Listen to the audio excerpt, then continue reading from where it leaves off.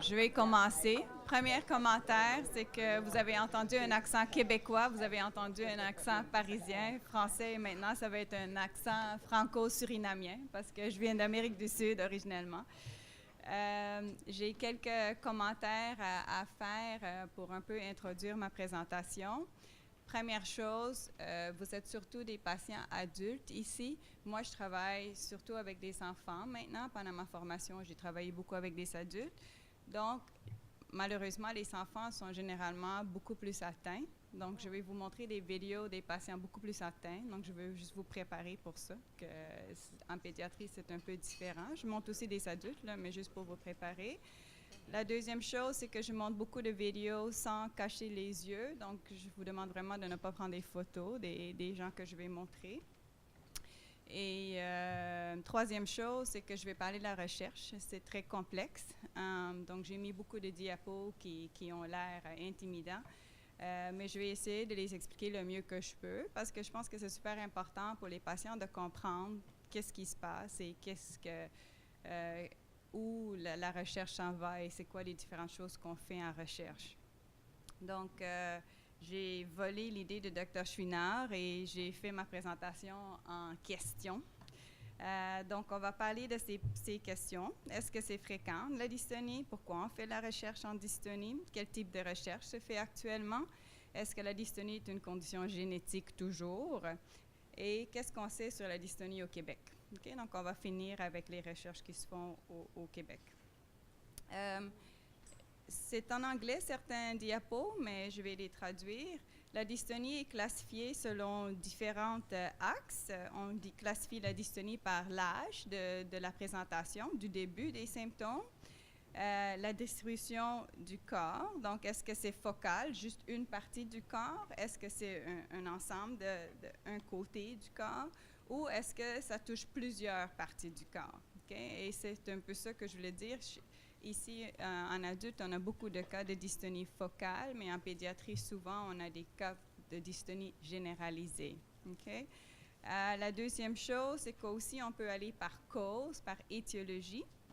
Et là, on peut avoir des formes génétiques ou des formes acquises. Donc, en pédiatrie, moi, je vois beaucoup de cas de dystonie acquise par kernictère, donc trop de bilirubine à la naissance, par des AVC, des naissances difficiles. Okay?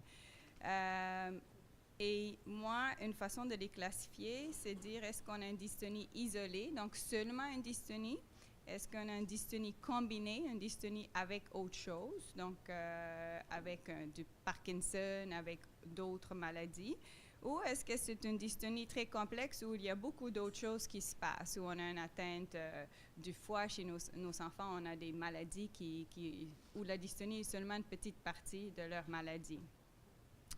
Je vais sauter un peu cette diapo parce qu'on en a parlé plusieurs fois. C'est la pathophysiologie, c'est quoi les voies de signalisation qui ne fonctionnent pas bien dans la dystonie.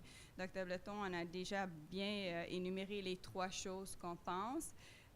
Moi, je voulais souligner ici qu'il y a différentes molécules, des messages qui envoient des messages dans le cerveau qui sont impliqués dans la dystonie, notamment la dopamine, puis je vais revenir là-dessus, donc je veux le mentionner. La dopamine, normalement, est excitateur, et la GABA qui est plutôt inhibiteur. Et on a mentionné aussi que de plus en plus, la recherche maintenant montre que le cervelet a un rôle beaucoup plus important qu'on pensait avant. On pensait vraiment que c'était juste des noyaux gris centraux, la partie profonde du cerveau, mais maintenant, on pense que le cervelet a un rôle aussi. Ça, c'est un diapo super intéressant. C'est une hypothèse, plutôt, parce qu'on en a parlé tout à l'heure des différentes formes de dystonie. On en a ceux qui sont dystonie à la tâche, des dystonies idiopathiques des débuts de l'âge adulte, comme la dystonie cervicale, et j'ai parlé des dystonies plutôt pédiatriques qui commencent plus tôt. Et on pense que il y a les deux molécules de dopamine et l'acétylcholine, les messagers, qui sont importants, mais aussi on pense que peut-être des formes plus pédiatriques dystoniques, ont plus un problème du substrat du cerveau qu'on ne voit pas à l'IRM, parce que souvent les IRM sont normaux, les images, les photos. Et que de l'autre côté, on a des dystonies qui sont plutôt causées par les tâches spécifiques. Donc vraiment un peu une différence entre les deux groupes. Et quand on parle de plasticité, c'est la capacité du cerveau de se moduler dans le temps.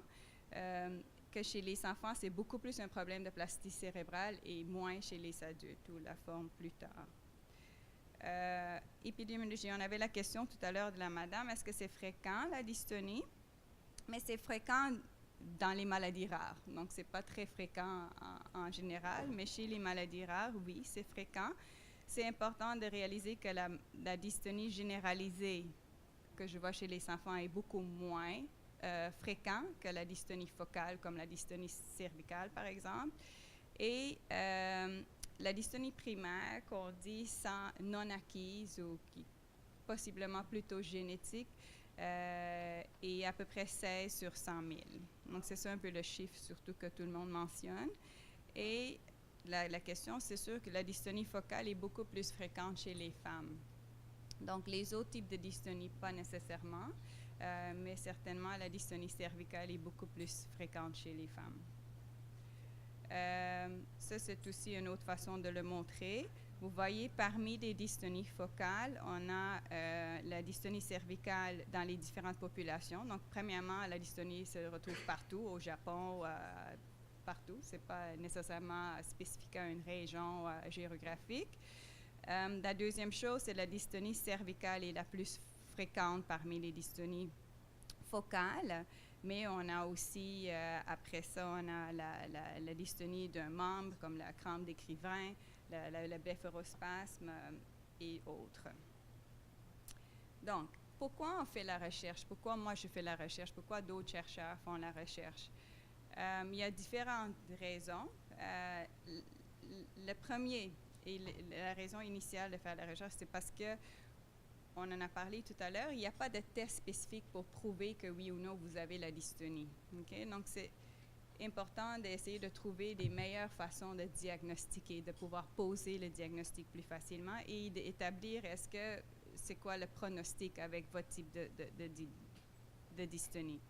La deuxième chose, c'est pour offrir un traitement personnalisé. Si on sait que la dystonie est de tel type, est-ce qu'il y a un traitement spécifique pour ça? Et à la fin, et c'est le plus important et le but ultime, c'est de pouvoir mieux comprendre cette maladie pour essayer d'aller développer des médicaments, des meilleurs traitements ou une cure, bien sûr, un traitement curatif. Donc, je vais parler du premier. Dans la dystonie focale, normalement, le temps pour obtenir un diagnostic, c'est 3 à 10 ans dans les revues qui ont. Donc, il y a des gens qui attendent 3 à 10 ans avant d'avoir le bon diagnostic et après ça, le traitement approprié. Donc, ça, c'est vraiment majeur. Donc, il faut absolument améliorer la façon qu'on diagnostique. Deuxième chose, pour offrir un traitement personnalisé. Donc, il y a plusieurs formes de dystonie traitables. Ça, c'est juste une longue liste, mais il y a plus de 25 conditions de dystonie qui sont traitables. Des déficits dans certaines vitamines, encore une fois, beaucoup plus fréquents en âge pédiatrique parce que c'est des formes plus sévères, normalement. Donc, je vais vous montrer un exemple de la dystonie répondant à la dopamine. Ça, c'est une petite fille que Dr. Schooner a sûrement connue aussi parce qu'elle était petite quand lui était là et maintenant elle était adulte quand moi j'étais là. Donc, vous voyez qu'elle a une dystonie, une posture au niveau des jambes. Et, attends, je vais juste fermer. Puis ça marche, c'est une vieille vidéo, là, donc elle marche un peu sur le bout des pieds, elle a une dystonie des deux jambes et un peu du bras. Et quand on lui donne la dopamine, maintenant ici elle est sous traitement de dopamine, on voit déjà qu'elle marche beaucoup mieux. Et actuellement, en âge adulte, elle a 30 quelques années et elle marche quasi normalement. Et même ici, dans sa vingtaine, elle marche très bien. Okay? Donc ça, c'est bien sûr des dystonies que nous, on ne veut jamais manquer parce que c'est une dystonie qui est facilement traitable avec un supplément de dopamine. La voie de la dopamine la dopamine vient de la tyrosine et il y a toute une cascade dans le cerveau, comment on métabolise la dopamine. Mais un point intéressant que je voulais faire, c'est que vous voyez ici que le lévodopa, la tyrosine et le tryptophane sont gérés par le même enzyme ici, et ça fabrique le dopamine et la sérotonine. Et vous connaissez la sérotonine parce que c'est la molécule qui est déficitaire dans la dépression et dans l'anxiété. Et dans cette forme de dystonie répondant à la dopamine, on voit plus de fréquence, une prévalence plus élevée d'anxiété et de dépression.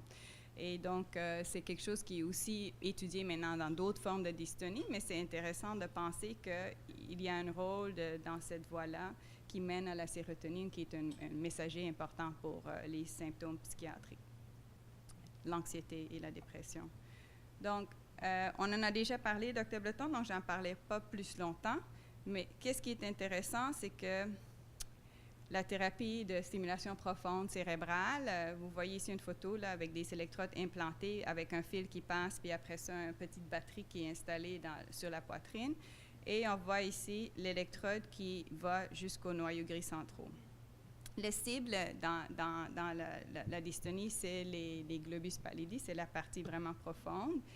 Et qu'est-ce qui est intéressant maintenant avec la recherche? Une des choses qui est activement en recherche maintenant, qui est activement étudiée maintenant, c'est qu'est-ce qui détermine la réponse à la stimulation profonde, quel sous-type on devrait considérer ça comme traitement. Et je vais vous montrer un exemple, mais certains gènes ont été associés avec un super bon outcome, un ici vraiment issu favorable, et un autre dont la forme ATP1A3, ils ne répondent pas à ces enfants-là ou ces patients-là. L'autre chose que cette recherche a montré, c'est l'implantation précoce dans les cas sévères ont un meilleur issu.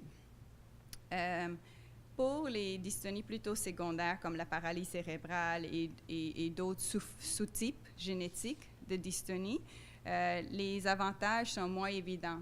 Et donc, c'est important de pouvoir poser le diagnostic génétique avant de considérer cette thérapie, parce qu'on sait que certaines formes génétiques répondent mieux que d'autres. Donc, je vous montre un cas sévère. Donc, ça, c'est un garçon que j'ai connu à New York. Il a une dystonie généralisée. Vous voyez que tout son corps est impliqué. Et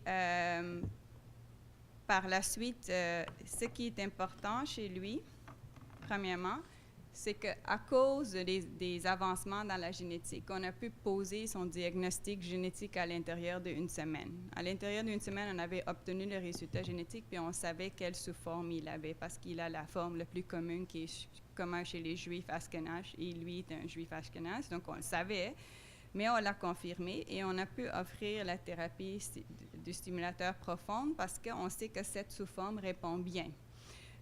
Donc,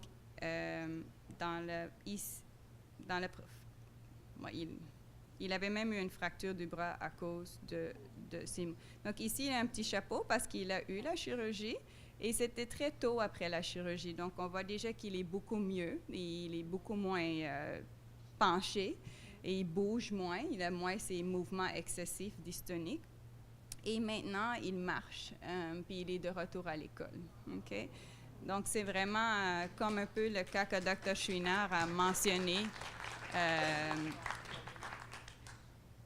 Donc, lui, il a une mutation dans le gène le plus connu et décrit pour la dystonie. Ça, c'est une fillette que j'ai connue aussi, qui a une forme de dystonie beaucoup plus compliquée. Là, elle n'a pas juste la dystonie, elle a aussi d'autres types de mouvements. Puis vous voyez son visage est tout éteint un peu. Elle a des difficultés à bouger son visage. Et ici, on l'a implantée aussi. Et vous voyez qu'elle est vraiment beaucoup mieux. Son visage est plus allumé, elle a des mouvements plus dirigés. Elle n'est pas parfaite, elle a encore des symptômes, mais il y a une nette amélioration. Donc, ça, c'est les avantages. Et maintenant, on sait que ces deux, elle a une mutation dans le gène ADCY5, puis on sait que ces deux formes-là répondent bien à la stimulation. Bon. Donc, pour mieux comprendre la physiopathologie afin de développer des meilleures options thérapeutiques, Les avenues de recherche actuellement, à mon avis, en regardant la littérature, c'est qu'il y a beaucoup de recherches qui se fait en neurophysiologie. C'est un peu ce que Dr. Bleton présentait, avec le EEG, avec les différentes mesures électrophysiologiques. Il essaie de modifier la fonction des muscles. Donc ça, c'est une partie. Il y a beaucoup de recherches qui se fait en imagerie. Donc, Dr. Vidalet, par exemple, en France, j'ai oublié son nom, qui est à New York, qui regardent s'ils peuvent trouver justement un biomarqueur ou des zones du cerveau qui fonctionnent moins bien avec l'imagerie. On appelle ça l'imagerie fonctionnelle surtout. Après ça, il y a un gros volet génétique et ça, c'est mon intérêt, donc je vais vous en parler plus de la génétique. Et Dr. Schwiner en a mentionné un peu, il y a aussi le volet thérapeutique. Donc, il y a des essais cliniques qui se font. Malheureusement, on n'a pas trouvé une molécule miracle, mais il y a des gens qui continuellement en font. Donc, par exemple, il y a eu deux médicaments contre l'épilepsie, levetiracetam et le pérampanel, qui sont en étude. Le Keppra, le levetiracetam a été négatif, mais le pérampanel, maintenant, est en cours encore pour la dystonie cervicale. Il y a beaucoup de choses qui se font au niveau de la stimulation profonde et des différentes façons de programmer, de type de stimulation, quelle région stimuler. Dr. Bleton a mentionné qu'il y a la stimulation magnétique transcrânienne, ou en anglais, l'abréviation, c'est le TMS. Ça, c'est super intéressant parce que ce n'est pas invasif comme la stimulation profonde où on a besoin de mettre un électrode. Maintenant, c'est comme un chapeau ou un casque qu'on met, puis on fait la stimulation comme ça. Donc, il y a beaucoup d'essais cliniques qui sont en cours pour ça, pour la dystonie. Donc, ça, c'est encourageant. Si jamais vous êtes intéressé, sur clinicaltrials.gov, c'est un site web où tous les essais cliniques en cours dans le monde, là, en Amérique du Nord, sont enregistrés. Donc, si jamais vous voulez aller voir s'il y a quelque chose de nouveau, vous pouvez aller regarder ça. Donc, est-ce que vous êtes prêts? On va faire un petit cours 101 en génétique. Vous allez partir, tout le monde, avec un petit certificat en génétique. On sait la génétique a à faire avec l'ADN, avec nos chromosomes. Donc, ça, c'est une ancienne photo de nos 23 paires de chromosomes. On en a un de chaque parent. Et sur chaque chromosome, ça, c'est un dessin d'un chromosome. L'ADN se retrouve dans le nucléus, dans notre cellule, dans le noyau de notre cellule. Puis, de l'ADN, on va vers les protéines. Donc, c'est le matériel qui encode, dans le fond, le langage pour amener à nos protéines, qui est comme la viande, nos muscles, notre peau. OK? Première chose, quand on dit quelque chose est génétique, ça ne veut pas nécessairement dire, comme Dr. Schwiner a très bien expliqué, qu'on voit ça dans la famille, qu'on voit plusieurs gens dans la famille avec la maladie. Quand on dit quelque chose est génétique, ça veut plutôt dire que c'est causé par un défaut génétique. Okay? Avec mes enfants, je toujours préfère dire un défaut de fabrication au niveau des gènes. Donc, on voit différentes façons. Donc, on peut avoir un enfant, ça, des carrés, c'est des hommes, des ronds, c'est des femmes. On peut avoir une famille où il y a juste une personne atteinte et personne d'autre dans la famille. Okay? On appelle souvent ça des patients sporadiques. Après ça, on peut avoir des familles où c'est dominant, où ça transmet de un des parents. Donc, il y a la maman ici qui est atteinte, puis sa fille est atteinte. Ou on peut dire récessif, où on reçoit une mutation, un défaut de fabrication des deux parents. Puis on a besoin de 2 défauts pour avoir la maladie. OK? Donc, il y a différentes formes quand on parle de génétique. Ça, vous le dites tous, mais ça aussi, ça témoigne de mon âge.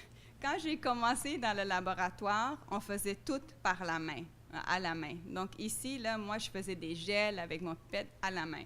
Maintenant, on a des ordinateurs, on met ça dans une machine, puis ça fait ça toute seule, puis ça sort un résultat. OK? Ça sort un résultat sur un écran. Donc, ceci a permis vraiment d'avancer les recherches génétiques de façon exponentielle. Donc, vous allez voir ici, comme on a dit, le premier à être identifié, c'est le DIT1, mais aussi la dystonie répondant à la dopamine. Ici, on a toute la liste des gènes. et le type de dystonie que ça cause. Mais vous voyez, à partir de 2012, là, il y a eu comme une explosion de gènes qu'on a trouvés parce que la technologie est beaucoup plus, en anglais on dit high throughput, on peut faire beaucoup plus vite des analyses. Donc, qu'est-ce que ça a donné jusqu'à maintenant, le fait d'avoir identifié autant de gènes? Première chose, ça nous a permis de mieux comprendre quel type de gène est associé à quel type de problème clinique, quel type de dystonie. Donc, on a vu que les dystonies isolées, où on a juste la dystonie, on a certains gènes qui causent des dystonies isolées. On a d'autres gènes qui causent des dystonies avec d'autres problèmes médicaux, comme le parkinsonisme, comme le myoclonie, d'autres troubles de mouvement ou d'autres maladies carrément. Donc, mais qu'est-ce qu'on a appris aussi, c'est que vous avez vu ce garçon-là qui a une dystonie généralisée, qui a une mutation dans le gène DIT1. Puis cette fille-là, elle a la même mutation dans le même gène, puis elle est beaucoup moins atteinte. Donc, ça nous a appris que avec la même mutation, on peut avoir plusieurs niveaux de sévérité de la maladie, qui est aussi difficile quand on fait des études génétiques parce que c'est difficile de faire le lien entre la mutation, le défaut qu'on trouve, et oui ou non, est-ce que ça donne la maladie. Une autre chose qu'on a découvert, c'est qu'un gène peut avoir plusieurs visages. Donc, je vais vous montrer une vidéo ici. Ça, c'est le gène ATP13. Ça, c'était aussi un petit patient de Dr. Chouinard. Il est grand maintenant. Et il a été implanté l'année passée. Donc, vous voyez qu'il y a une dystonie des jambes et des bras, et un peu le tronc aussi. Ça, c'est lui plus grand. Et donc, lui, il y a une mutation dans ce gène-là. Ce petit bonhomme-là a une mutation, une autre mutation par contre, mais dans le même gène. Et lui, il a deux problèmes. Il a une dystonie multifocale, mais aussi il fait des épisodes de paralysie. Donc, de temps en temps, avec le stress ou avec certaines choses, il paralyse de façon temporaire d'un côté. Et finalement, ce gène-là, avec beaucoup d'études et beaucoup de recherches, on a trouvé que ça cause aussi une forme d'épilepsie, ça cause aussi une forme de parkinsonisme. Donc, finalement, un même gène, selon la mutation qu'on a dans ce gène-là, ça altère la fonction de la protéine et donne un autre type de maladie. OK? Donc, c'est vraiment compliqué à essayer de comprendre la génétique. Donc, le rendement des tests génétiques, maintenant, avec tous les gènes qu'on a identifiés, quand on a une personne avec une dystonie généralisée, donc la forme plus sévère, on trouve la mutation chez à peu près 37% des patients, donc un tiers à peu près. Donc, ça veut dire que 60% demeurent sans diagnostic. Pourquoi on ne trouve pas chez tout le monde maintenant que la technologie est tellement au point? Il y a plusieurs raisons. Probablement, et ça, je vous donne un exemple, là, ça a l'air compliqué, mais c'est intéressant pour Dr. Chouinard. Ça, c'est une forme de dystonie avec parkinsonisme qui vient des Philippines, des îles de Panay, qui était liée depuis très longtemps. On savait que c'était causé par une mutation sur le chromosome X parce que c'était juste des garçons qui étaient atteints. Donc, ça faisait longtemps qu'on savait que cette forme-là, le gène était sûrement sur le chromosome X, mais on ne trouvait jamais le gène ou la mutation. Et c'est vraiment cette année, en 2017-2018, qu'on a trouvé qu'il y a une répétition ici de nucléotides dans ce gène-là. Et comme dans d'autres maladies génétiques qu'on connaît, selon la longueur de cette répétition, le nombre de répétitions qu'on a, on peut avoir la maladie ou pas.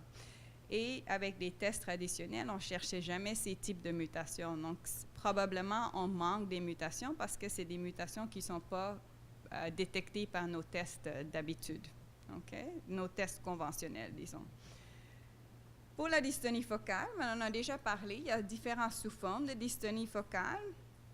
Est-ce que la dystonie focale est une condition génétique? Oui. 10 à 20% des patients avec une dystonie focale ont un autre membre de la famille atteint de la dystonie focale. Donc, ce n'est pas 100%, c'est seulement 10 à 20%. Il y a quelques études où on a trouvé des jumeaux monozygotes, c'est-à-dire que les jumeaux qui partagent leur ADN à 100%, presque, qui ont tous les deux été atteints de la dystonie focale, donc qui laissent suggérer aussi qu'il y a un gène qui le partage, qui cause leur dystonie. Et plusieurs mutations ont été trouvées dans plusieurs gènes qui sont associés avec la dystonie focale. Donc, les gènes jusqu'à aujourd'hui connus pour la dystonie focale sont cette liste-là qui sont ici en rouge. Je vais vous donner quelques exemples. Ce monsieur-là fait partie des Mennonites en anglais, et eux, ils ont une forme de dystonie crânio-cervicale sévère. Je vais laisser jouer la vidéo parce que je ne sais pas combien de temps j'ai. Parce que lui a été traité aussi avec un stimulateur. Donc, c'est une dystonie de forme âge adulte, puis lui, il a une mutation dans le gène DTY6-TAT, qui est surtout pour les atteintes cervicales, qui cause surtout une atteinte cervicale. Ça, c'est après sa stimulation. Vous voyez que sa dystonie est beaucoup plus calme. Ça, c'est une nouvelle forme aussi qui a été trouvée l'année passée, mais 2016, des mutations dans le gène ANO3. Et ça, c'est une forme très trémulante. Vous voyez que la dystonie cervicale est une dystonie très trémulante.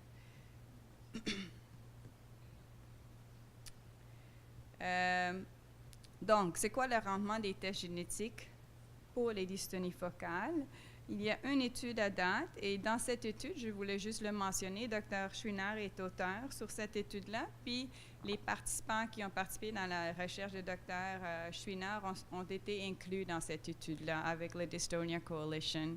Donc, ça, c'était des cas avec la dystonie cervicale plus. Donc, ils pouvaient avoir dystonie cervicale et oromandibulaire et blépharospasme, en tout cas, mais ils avaient tous la dystonie cervicale.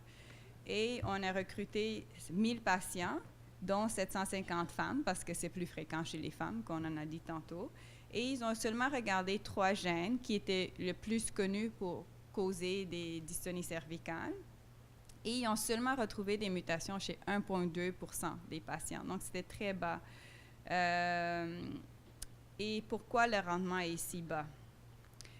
Et ça, c'est vraiment une question importante que moi, j'essaie d'adresser. Donc, j'ai choisi, et parce que c'est la population où j'ai établi, maintenant je suis établie, d'aller me concentrer sur la dystonie au Québec. Parce que, comme vous le savez, c'est pas du tout le fait qu'on est une population très homogène, c'est-à-dire qu'on n'est pas tous cousins-cousines au Québec, mais on est quand même un peu plus homogène que si on prend des gens aux États-Unis qui viennent de partout.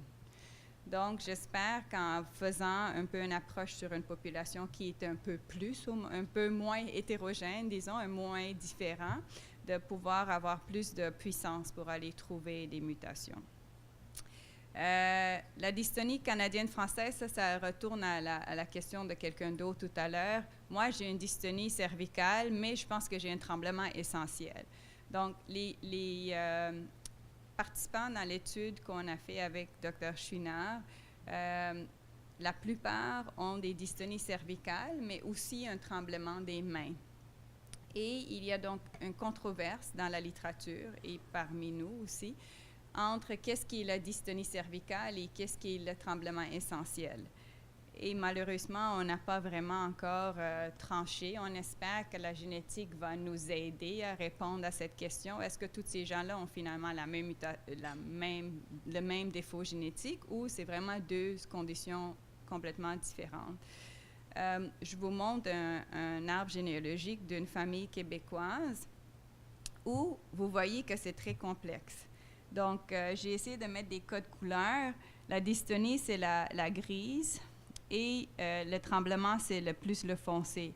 Puis vous voyez dans la même famille, et il y a un peu de parkinsonisme en plus. Donc, dans la même famille, on a ces deux personnes-là qui ont clairement la dystonie, mais il y en a aussi qui tremblent beaucoup ici, qui ont surtout un tremblement.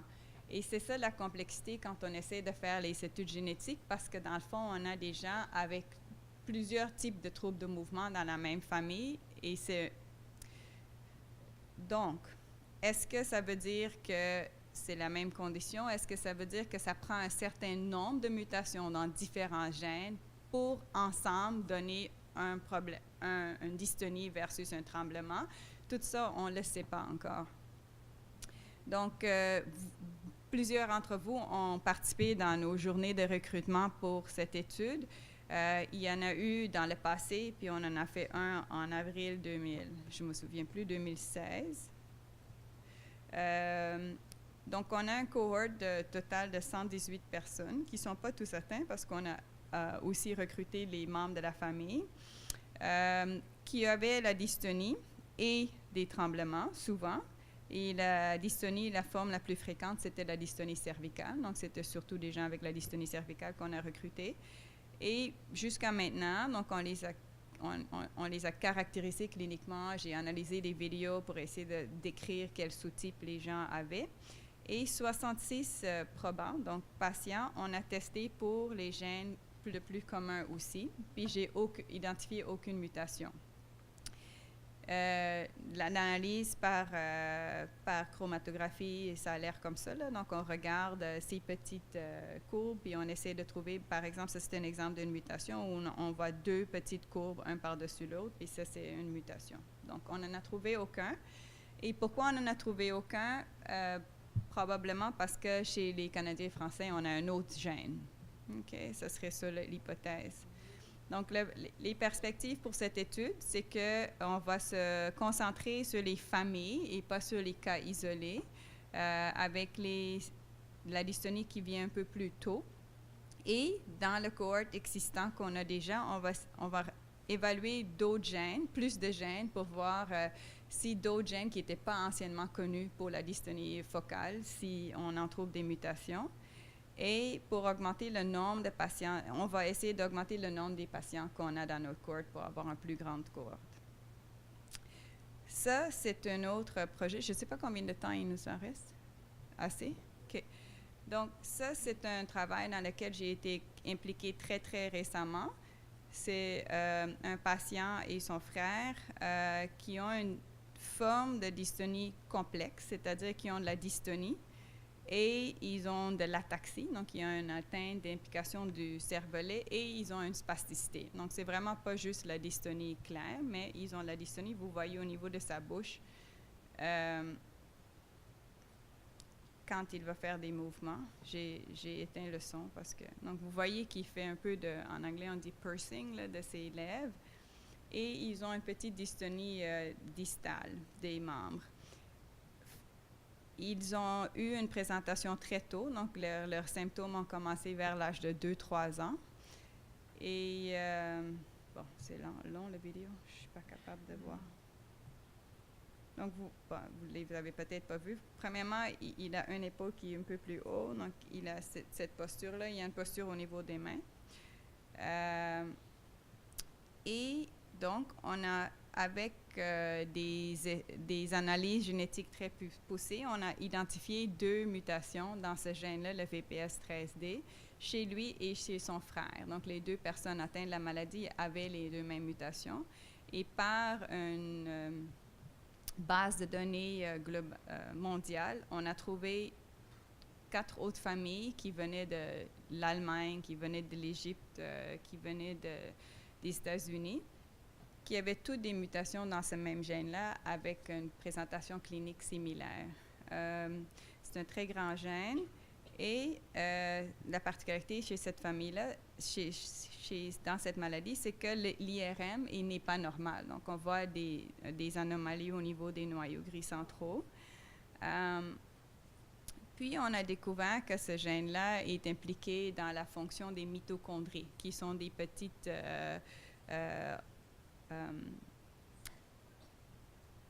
fabriques d'énergie dans nos cellules. Okay? Des petites... oui.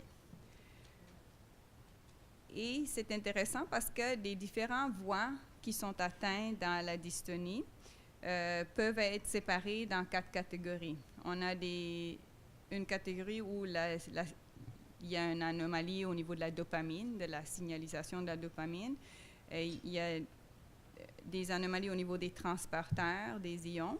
Il y a des dystonies qui sont causées par des accumulations des métaux lourds, ici, c'est des dystonies très sévères. Et il y a des dystonies associées à des dysfonctions de ces mitochondries, qui sont des petites organelles qui sont importants pour l'énergie, pour toutes nos cellules. Donc, ce gène-là est aussi impliqué dans une de ces voies communes. Puis, je vous ai montré ça parce qu'il y a aussi beaucoup de recherches qui se fait au niveau des modèles, soit animaux ou des modèles cellulaires. Okay? Donc, dans notre étude, on a, pas notre étude, mais un autre groupe, en même temps qu'on faisait notre étude, avait aussi trouvé ce gène-là. Et eux, ils ont développé un modèle de drosophile, ce qui est la mouche de la fruit? À fruits. OK, mouche à fruits. Fruit fly en anglais. Et ici, je ne sais pas si vous voyez, ici, c'est très beau, là, vous voyez des neurones moteurs de ces mouches à fruits, donc les neurones qui sont importants pour les mouvements, puis ils ont mis en vert les mitochondries. Et vous voyez que dans la version mutée, vous voyez qu'il y a beaucoup moins de mitochondries au niveau des neurones moteurs. Donc, il y a un problème au niveau du transport de ces mitochondries. Oui. Dans un deuxième, ça c'est juste un autre exemple parce que les photos sont super belles.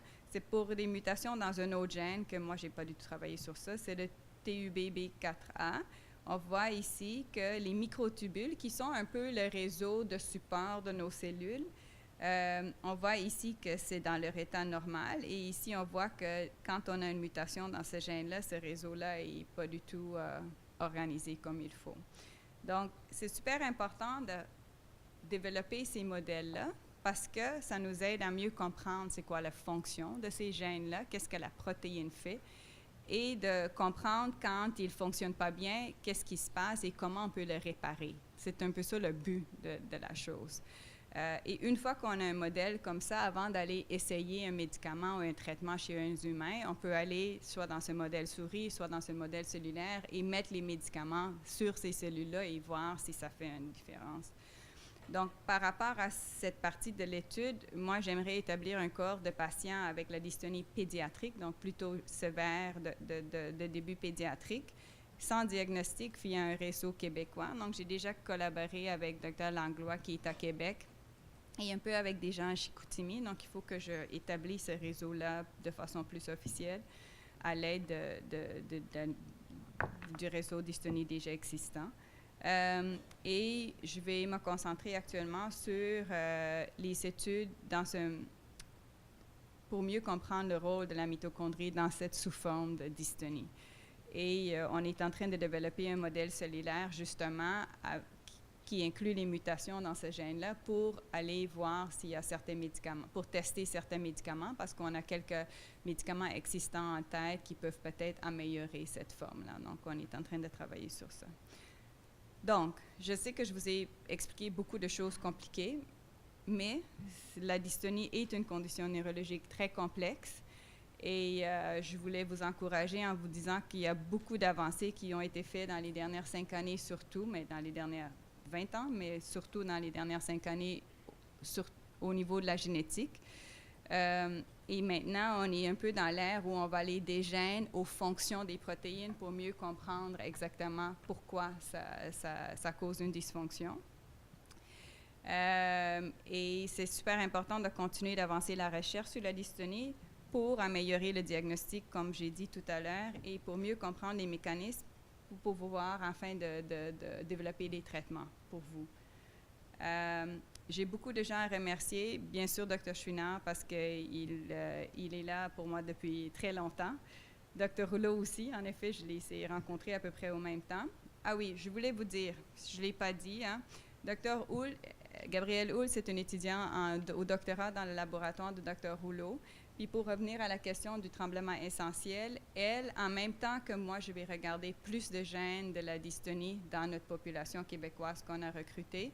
Avec dystonie, elle va regarder un cohorte de tremblement essentiel pour voir si elle trouve des mutations dans les gènes connus dystoniques chez ces tremblements essentiels. Okay? Donc ça, c'est aussi pour mieux comprendre un peu le lien entre ces deux conditions. Dr Campo et Dr Gauthier ont fait l'étude avec moi sur le VPS-13D. Mes collègues aux États-Unis chez qui j'ai été formée, Dystonie Partage, bien sûr, et le DMRF pour faire pour m'avoir invité et de faire tout le travail que vous faites pour les patients. Et j'aimerais vraiment remercier tous les patients et leurs familles qui sont ici aujourd'hui, mais surtout ceux qui ont collaboré à notre projet. C'était beaucoup, ils sont venus toute une journée à notre journée de recrutement et c'est vraiment grandement apprécié. Donc, si vous avez des questions, j'ai des questions. Oui.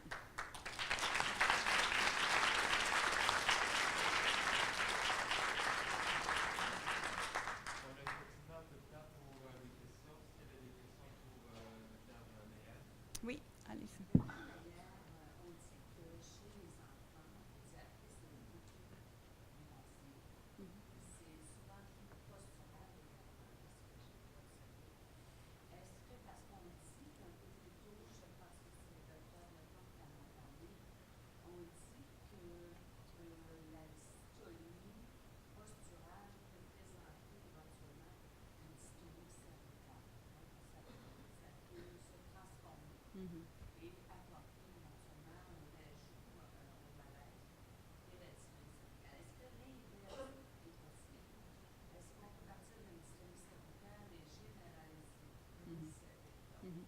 Oui, je comprends votre question et c'est pour ça que j'ai mis un petit bémol au début de ma présentation parce que je ne veux pas vous faire peur pour dire que tout le monde avec la dystonie cervicale va devenir comme les enfants que j'ai présentés. Il y a des formes de dystonie cervicale qui, en anglais, on dit spread, là, qui peuvent s'étendre un peu, mais rarement, à ma connaissance, qui vont devenir aussi sévères et généralisées. Donc, souvent, ça peut s'étendre à une épaule ou au visage, mais pas nécessairement à généraliser comme vous voyez chez mes enfants. Je pense que les gènes sont différents et chez les causes de dystonie sévère sont différentes que les dystonies focales, probablement. Et c'est ça qu'on est en train de prouver. Dans le fond, les gènes qu'on regarde, on ne trouve pas de mutation. Les gènes qui sont connus pour les dystonies généralisées, on ne trouve pas de mutation dans les dystonies focales. Donc, je pense que c'est un peu deux entités, mais je mets aussi un bémol dessus. C'est-à-dire que ça se peut que le gène soit partagé, mais ça se peut que ceux qui ont juste une dystonie cervicale ont un deuxième gène qui leur protège ou quelque chose comme ça. C'est plus compliqué que ça, je pense. Mais c'est pas prouvé, mais c'est probablement... Le terme qu'on utilise, c'est oligogénique, donc un jeu entre plusieurs gènes au lieu de juste un gène dans les formes focales.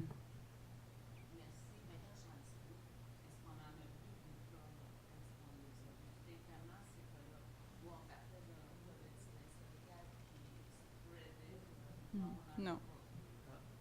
On n'en a pas vu chez les adultes.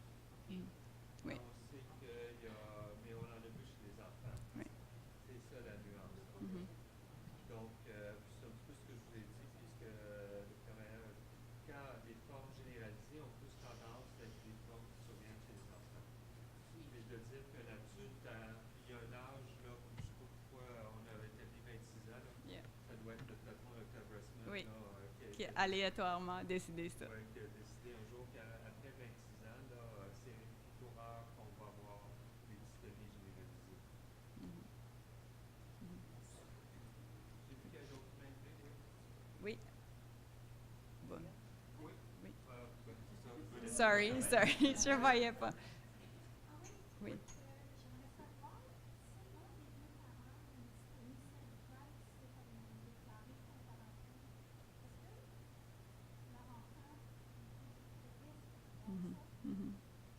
C'est une bonne question. On n'a pas assez de données comme dans d'autres conditions où on peut vraiment calculer le risque et le dire exactement. Comme le seul chiffre qu'on a, c'est le chiffre que j'ai montré, c'est que 10 à 20% des gens avec une dystonie focale ont un autre membre de la famille atteint. Donc, un enfant, un parent, un frère ou une sœur. Donc, oui, le risque est un peu plus élevé, mais pas 100%, pas 50%. Normalement, je vais vous montrer un... attendez, je vais juste revenir là. En fait, on dit que c'est ça le chiffre à peu près 5, mais ça ne veut pas dire que l'expression va être la même. Exactement. Donc, c'est pour ça que je vous ai montré l'arbre généalogique de cette famille québécoise-là, où et aussi le garçon très atteint avec l'autre fille qui avait la même mutation, pour vous montrer que même avec la même mutation, on peut avoir une forme très peu expressive, qui n'a presque pas de symptômes, et une autre forme qui est très, très sévère. Puis, l'autre chose, c'est que, oui, donc c'est à peu près 5 à 10 mais 10 à 20 ont un membre de la famille, un autre membre atteint. Mais de le transmettre, c'est 5 à 10. Mais même à ça, les données ne sont pas très claires dans la littérature par rapport à ça. OK? Il y avait lequel vous avez? Oui. Oui, comme vous avez un rôle suprarégional, ce qui veut dire qu'il y a beaucoup d'enfants qui doivent venir de l'extérieur et un peu partout, avez-vous identifié une région où il y a plus de dystonie qu'ailleurs? Au Québec, vous voulez dire, dans le monde? Au Québec. Au Québec. Non. Non. Les patients viennent un peu de partout, là, de ceux qu'on connaît. Qu'est-ce qui est connu? Puis moi, j'en ai aucun ici, mais par exemple, à New York, qu'est-ce qui est très bien étudié, c'est la population juive ashkénaze. Et là-bas, c'est vraiment très classique, mais de façon étonnante, moi, j'en ai vu aucun docteur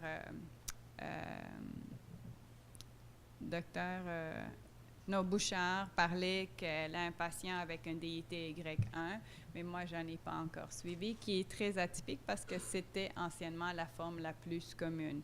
Mais on réalise avec les nouveaux gènes qu'on vient d'identifier que j'ai plein de patients avec d'autres défauts génétiques. Et j'ai pas encore dans mon cohorte maintenant une poche là, de patients qui viennent de telle région avec telle mutation.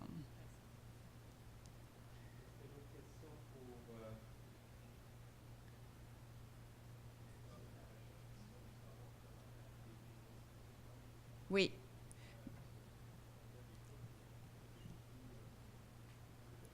Oui. La question est à savoir si on sait comment les opérations au niveau du cerveau fonctionnent. Oui.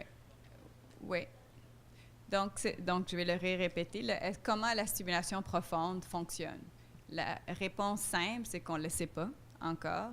Mais il y a beaucoup, pas moi, mais il y a beaucoup de gens qui font de la recherche. Quand je parlais des études neurofonctionnelles et tout ça, il y a beaucoup de recherches qui se fait exactement pour comprendre comment ça fonctionne de stimuler ces cellules, quelles cellules spécifiquement il faut aller stimuler, quelle est la meilleure cible, quelle est la meilleure stimulation. Et pour pouvoir déterminer ça, il faut comprendre exactement qu'est-ce que ça fait. On pense... le troisième point de Dr. Bleton, c'était de dire qu'il y a 3 choses qui fonctionnent moins bien dans la dystonie. Il y a un problème d'inhibition, il y a un problème d'intégration sensorimotrice, donc le système sensitif qui parle au système moteur. Et la troisième, qui est la moins abordée, mais que moi j'ai essayé d'aborder, c'est la plasticité neuronale.